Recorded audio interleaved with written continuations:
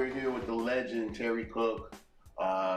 Terry has a great history in the car industry, definitely well known here on the East Coast, and I would say worldwide.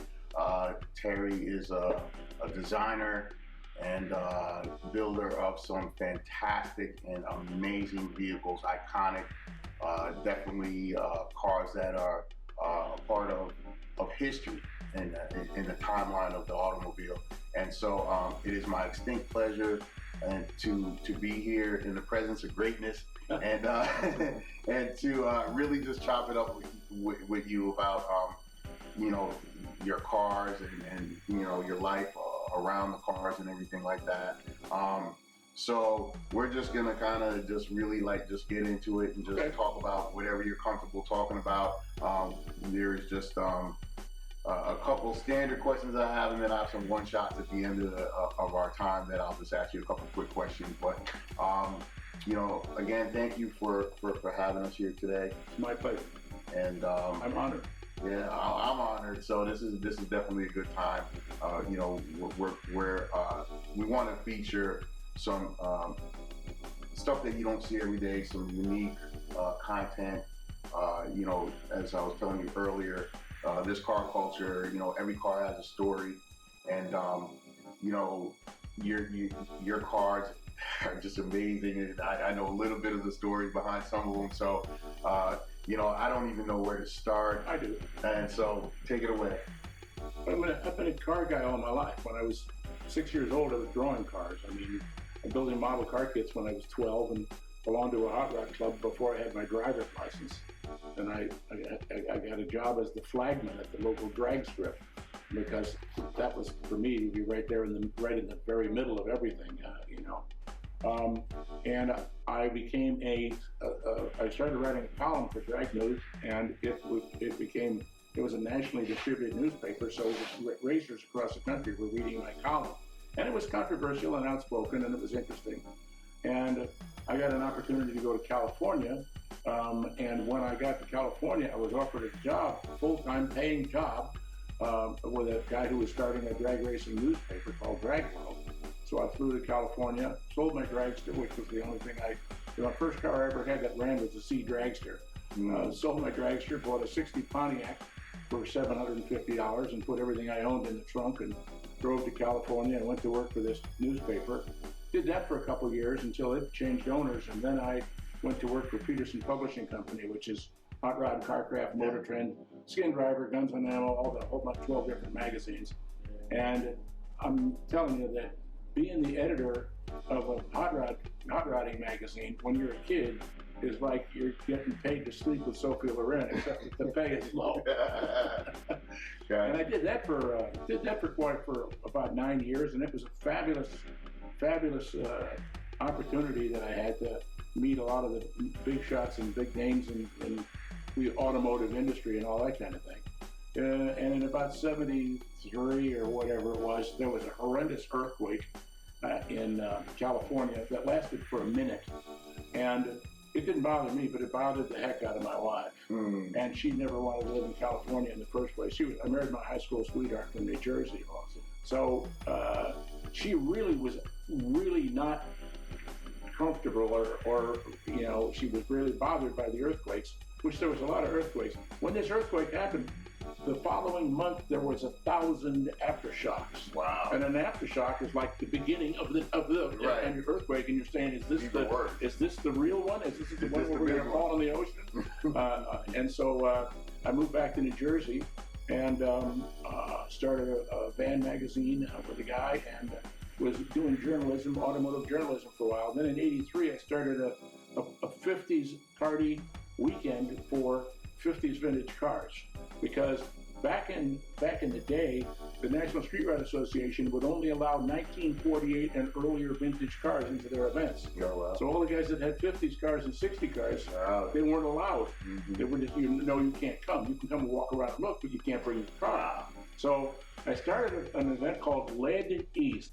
LED means custom car, and we had customs, and we had rods, and we had stock restored cars, and we had a lot of bands. I'd have at my event we would take over a 520-room Hilton hotel.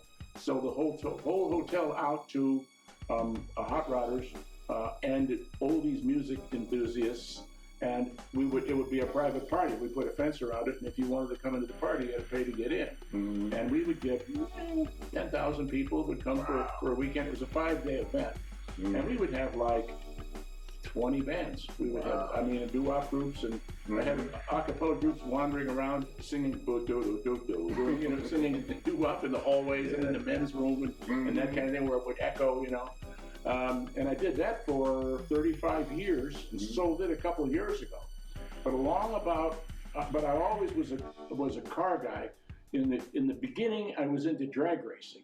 But when I worked at I flew around to all the major drag races and stuff like that, and I got to know a lot of the people that were drivers. Unfortunately, in a period there, 5 guys that I know died driving Top Fuel dragsters, and they were friends of mine. And I said, "This is not for me. I don't like the whole concept of my friends dying." And so when the engines were in the front? Oh, absolutely. Yeah, no, the fire, everything was in the front of them. You always put the fire and the exploding parts in front of the driver so they can't hit when it happens. Garlitz is the one who changed everybody's mind to switch into rear engine cars. Put the fire behind you instead of in front of you. I was always into cars. I was more into customs than I was into street rods because of the styling of the cars. I went to with my wife, I went to an event that was a Concours d'Elegance, which is, you know what a Concours is? Yes.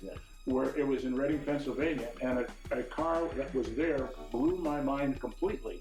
It was the Shah of Persia Bugatti, a Type 57 Bugatti, and it had fully enclosed wheels. You couldn't see the wheels because the front and rear fenders both were fully skirted, and you couldn't see the wheels and tires. And I really got into European coach-built cars from the 1936 to 1948 era. I felt that of all the cars that I'd ever seen in my life, and I've seen a billion of them, coach-built cars, generally coach-built cars made by a few really, really top coach builders, panel beaters in Europe, like Bugatti and Falaschi, as an example, were the most beautiful cars in the world. Yeah, absolutely. I mean, the only problem is that $2, $3, $4 million. You know what I mean? Like Ralph Lauren's Atlantic is $40 million, and there was just a little out of my financial reach. Just a little. So I started scratch building. Well, I started with the Zephyr, but that was more of a custom. I started building the Bugattis and the Vocals and stuff like that out of fiberglass from scratch, and it was a major challenge. Now, I myself am not a builder. I'm just a bullshitter. I'm just a guy who has ideas in my head, and in terms of designs, I was copying the best looking coach-built cars that I ever saw. And you really picked some really good ones. Oh, absolutely. I mean, there are some absolutely stunning cars. And I really was into things like Delage, Delahaye, Talbot Lago. The Talbots are so nice. Bugatti, Voisin, the Voisin brothers were French guys that made airplanes and cars. And they really made unusual stuff. There was maybe not as swoopy looking as the other guys, but guys like coach builders like Porto and Fagoni and Falaschi, as an example, Van Voren, those guys, they built incredible cars. So I just tried copying them.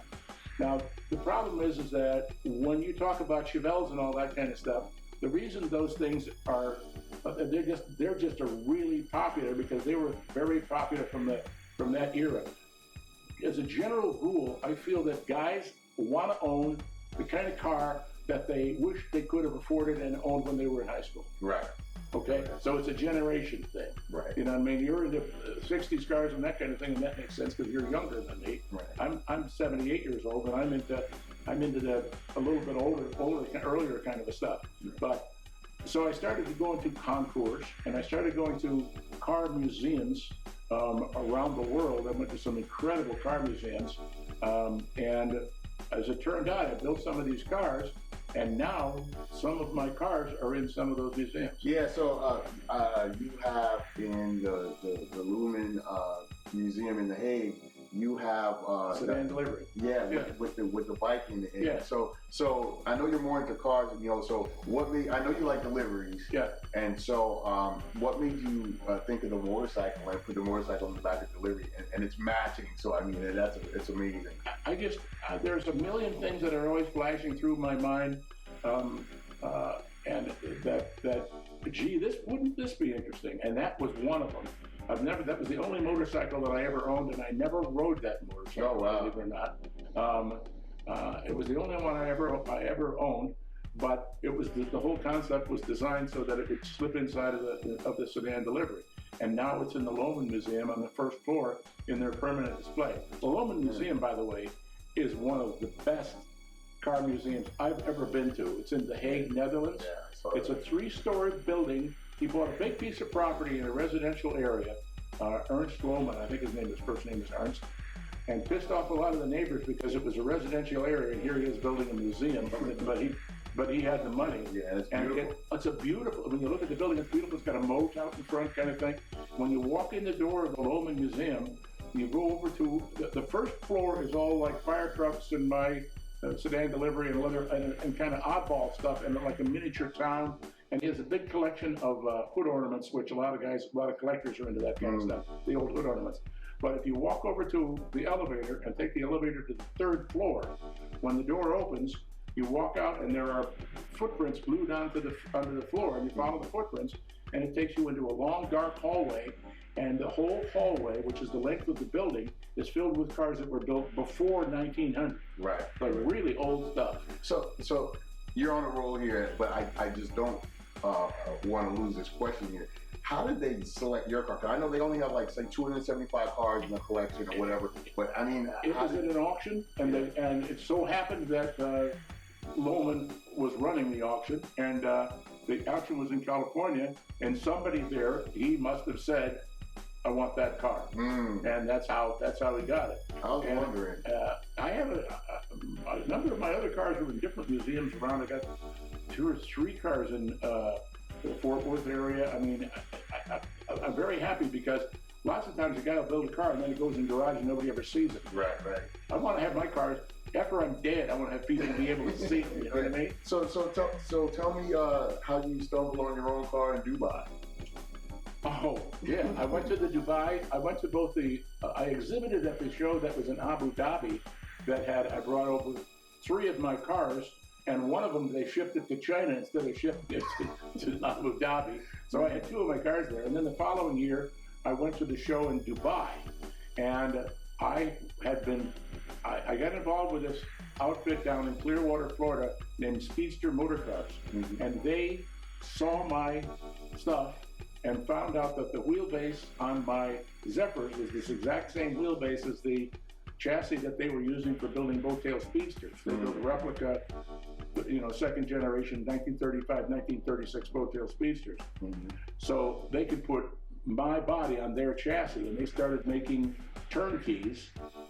There was a very wealthy young guy who owned 30 different companies, and one of the things that he had a fascination for was offerings, and he bought that Speedster Motor Car Company, and they started putting my Zephyrs on those chassis. Well, they made 100 and, let me see, altogether I think I sold more than 150 Zephyrs. Wow. And one of the ones that they sold went to a guy in Dubai. As a matter of fact, I think I sold it to him. I didn't never talk to him, but I know that I took it to the port in Newark and put it in the container and shipped it somewhere there in the Middle East. So I walk into this enormous convention hall in Dubai, and right in the middle of the lobby on display is one of my Zephyrs, which absolutely blew my mind. Question?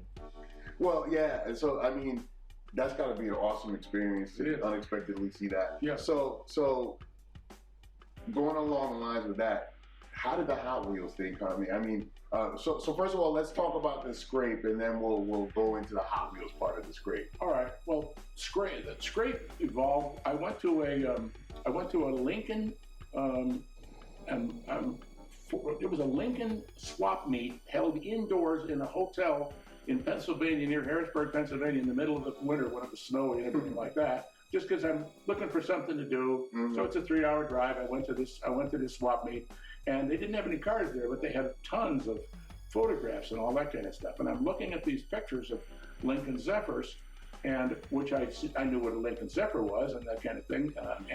But I'm looking at these Zephyrs and I'm saying, Jesus, what a beautiful car that is. And then I started saying, and later I was sitting at a bar, and I turned a glass that I had that I'd finished a drink with, and I turned it upside down and I set it on the bar. And I said, what if the car, instead of being low so that you could see underneath it, what if it sat so that the car... I appreciate you, giving me the time again after discovering that little piece of video dropped out. So in the video, you were just talking about how, I said, well, talk to me about the scrape. And you were explaining to me how you were sitting down in a bar and you had a glass and you turned the glass over. And that's where I lost the audio in the video. It was, you're always looking for something to do in the wintertime in the Northeast here, because since the tracks are closed and there's no car shows and stuff. They had an indoor swap meet down in Harrisburg, Pennsylvania for Lincolns. And I had nothing better to do. It's about a 3-hour drive. Then I drove down there and I'm looking at all these pictures of cars that Lincoln manufactured that were their production photos, their publicity photos from 1937 and that kind of stuff. All beautiful stuff. And I started looking at the pictures of the 39 Zephyr. And I said, boy, that son of a bitch is so good looking. And they found out that Bobby L. Gregory designed it, and then they made Zephyrs from like 36 to like 41 or 42. But those are some of the most beautiful cars ever. So there were a couple of, I didn't have my Hot Rod t-shirt on because I was trying to disguise myself as an antiquer, because a lot of those antique guys who have swap meets don't like the idea about hot rods cutting cars up. So I heard two old Zephyr guys saying, if you just put a 41 nose on a 39 Zephyr, you'd have the most beautiful Zephyr ever, because they made a major styling change in the fenders and body in those years. Gotcha. And I thought about it, and I went to a bar that day maybe, and I was sitting there and having a drink and visualizing this thing in my head. And I took my empty glass and I turned it upside down and I set it on the bar. And I looked at it and I said, well, I've seen cars that are lowered before, but what if one was lowered so that the rocker panels touched the ground and the frame was on the ground and it was absolutely on the ground? And I had thought about it, and I had never seen anybody do that with a car. And there was a guy from California who used hydraulics on his custom Corvette to raise it up to get it over the curbs and stuff, but it never sat all the way down on the rocker panels like that. In any case, that was the concept that burned a hole in my mind, and then I went to figure out, okay, how am I going to find a Zephyr? And I joined the Zephyr Owners Club, Lincoln Zephyr Owners Club, and I wrote a letter. They published the names and addresses of their members in the handbook, and I wrote a letter to every member of the club this side of the Mississippi, telling them I was looking for a 39 Zephyr coupe, and I got a call back or whatever from a guy up in Maine who had one. So I drove up to Maine from Jersey and saw his car. It was in a barn covered with pigeon shit, and an inch of pigeon shit. Wow. And he said he wanted I think it was like $3,400 or something like that for the car. But I couldn't get it out because there was 3 feet of snow outside his barn, and I just drove up in my car. So I said, all right, I'll send you a deposit, and come back with a rollback. And a couple months later, I went up with Richie Conklin and his rollback, and we bought the car, and we're putting it on the rollback. He's saying to me, he says, now you make sure you don't cut up anything, don't change any of that stuff. And I said, oh, don't even worry about it. And we chopped it and sliced it every way from Thursday. Wow. As we were riding down the main turnpike, the pigeon shit, which had caked itself onto the outer surfaces of the Zephyr, when we got up to speed, it started blowing off of the coupe, the big like frisbees of shit, wow. And chicken shit and pigeon shit and straw. As we're going down the main turnpike, and straw going everywhere. amazed we didn't get arrested. But Amazing. Yeah. So turned out to be quite a important car for us. yeah, awesome. I mean, and that's probably one of your more famous ones. So a lot of people nowadays, they see dropping cars on airbags and everything like that. It's so common now, and little did they know that it came from a vision that you had. I mean, because you were probably one of the first to ever sit one on the ground like that. The first. Yeah. So I mean, that's why I appreciate your time and explaining that story, because a lot of times I even tell my kids that they don't know where this came from, and you don't know where that came from, or somebody had to be the first, and you were the first. And so I mean, was there anything that you had to kind of like develop or invent, maybe even to get that to really sit just right, or I mean, how was that process? I had a firm mount the body on the chassis, and it wasn't right. And then I took it to another firm and took the body off the chassis and cut and channeled it all the way down onto the ground. Because the first guy that I tried to explain it to him, he didn't understand that was what I was trying to say, because nobody's ever done that before. Put the car on the ground. It doesn't make sense to him. That's what they're supposed to do. But I got to tell you, the car was exhilarating. It was when we had it the first time we debuted it at the York Street Ride Nationals East.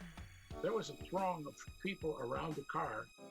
That was a donut of people around the car that was not one people thick. It was a couple people thick. Mm-hmm. Like the whole meet. Wow. And when we pulled out from behind the little grandstands, the office across from the grandstands on the track, and they're giving away the awards on Sunday. They gave us an award, and all the riders were there waiting with their car registration, because if you were a street rider, they pulled something out of a hat and gave a guy a pickup truck. So wow. The grandstands were full of street riders on Sunday. Mm-hmm. And when we pulled out, I said to Ramsey, who was he was driving, I was riding shotgun, and we got out. I said, look at the grandstand, and it was a standing ovation of I don't know, 4,000 street riders. That's awesome. I'd never seen street riders respond like that with a standing ovation. So the first weekend that we had the thing out at York, we got a standing ovation, and then the last weekend I had it, like a year later or whatever it is, at Pebble Beach. We were at the RM auction in Monterey at the Pebble Beach auction. Okay. And I had my buddy Reverend Mike driving the car, and I was just walking around it and let it whatever. And we had been playing we had speakers in our grill that were not the boom boom boom speakers that are on like your latest Monte Carlo and stuff, but old style speakers. And we were playing Vivaldi and playing ZZ Top and that kind of stuff through the speaker. Hold on for 1 second. Okay. As we're driving into the place, we were playing our music. They were playing background music in the hall. It's a room for like 5,000 people. Mm-hmm. They're playing background music. And when we came in, we put our music on, playing through our speakers, and their sound guy was wise enough to shut off the sound in the hall so that everybody focused on our sound. And we had neon in the interior, lighting up the interior of the car bright purple. And we get it up on stage, and we look over, and there's a standing ovation again. Wow. This is the first time we had the car out, and the last time I had the car, we got a standing ovation. Two different audiences. One was the Pebble Beach, sports car kind of audience. Mm-hmm. So we get to the middle of the stage, and I tell Rev, all right, hit it, drop it, because a lot of people had never seen the car. It's probably the first time it was on the West Coast. Mm-hmm. It goes down onto the ground, and the people freak out, totally freaked out. So then I tell Rev, all right, raise it up. He says, batteries are dead. Here we are. That's it. With the X-frame of the chassis on the carpet of the thing, and the batteries are dead. So I looked over at the guys who are bringing the cars on and off for the auction company for RM, and I had that deer in the headlights look about me, and basically I yelled at them, and they ran over and gave me a booster box. So I run around to the passenger side door, open it, lean over the seat, pull back the bulkhead, exposes all of the electronics, and try jumping it, and still, didn't. Wow. It wouldn't work. And then I got another battery. The second battery I tried, I got it to raise it up. So that was one of the most exciting things.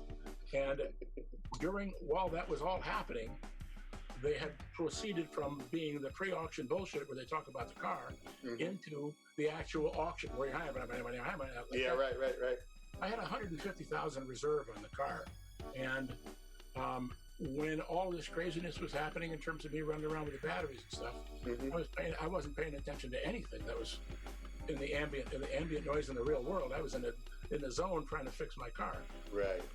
So when we got it up, I turned around and all of a sudden the auctioneer's going 220. Wow. 225. I turned to Rev, and this was just as I'm finishing fixing it, and he says, pay no attention to the man behind the curtain. Just fix the car. Wow. So that was my experience of selling Zephyr at Pebble. The guy who owns it now, Barry Weiss, is a TV celebrity. If you ever seen Storage Wars? Yes. Barry owns the car now. And you sent me a picture of that, so I need to drop that in. He drives the shit out of it. He just drives it a lot. Wow, that's cool. It's beautiful. He was in a bad motorcycle accident about a year and a half ago, and he's slow recovering. Okay. He's recovering, but Awesome. Yeah. That's a beautiful car, man. I remember when you sent me those pictures. I'm like, man. I mean, all your cars are just classics, and it's just something you don't see anymore. And you did your thing with that. I mean, and so if you want to talk about the drawing that's behind you, since we're chopping it up, man, tell us a little something. You kind of let the little cat out the bag with me earlier, but why don't you go ahead and explain what's behind you?